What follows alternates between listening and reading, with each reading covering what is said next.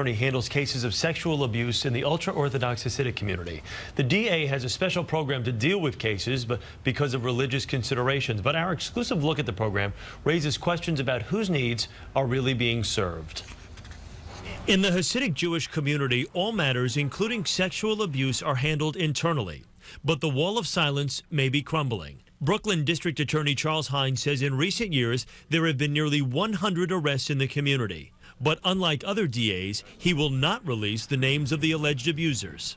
It's a civil rights statute that precludes us from identifying the people. He says release of the names could identify victims in the tightly knit community, but some say he's being influenced by politically powerful rabbis. I think that he's behaving very badly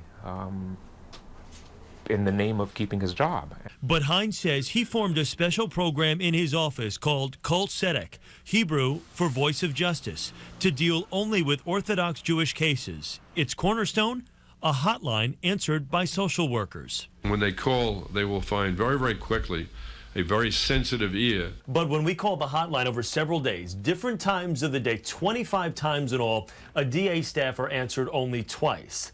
Otherwise, we heard this recording. We welcome you to leave a message, but also understand if you might not feel comfortable doing so, and encourage you to call back. I'm pretty shocked. New York State Assembly member Dov Hikind says it could mean victims are not getting help. We might be losing people who finally had the courage to make the phone call, and they're not going to call back. Today, a spokesman for Hines said the hotline operates 24 hours and is manned some of those hours by a licensed social worker. As for our experience, he said, if that's what happened, that's what happened. We can't explain it. Hines says the hotline has resulted in 95 cases, but it turns out some were brought to the DA by advocates or police. It has nothing with Kol Tzedek.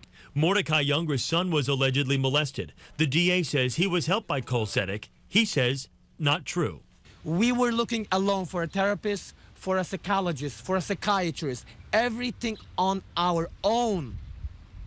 No help from the DA. In response, the spokesman said, it's really our decision what is part of Kol Tzedek. But advocates say maybe it's time to pull the plug. What would be best here is if the DA just treated Orthodox sexual abuse cases same way he treats every other sexual abuse case. No special treatment. Special treatment does not seem to be working.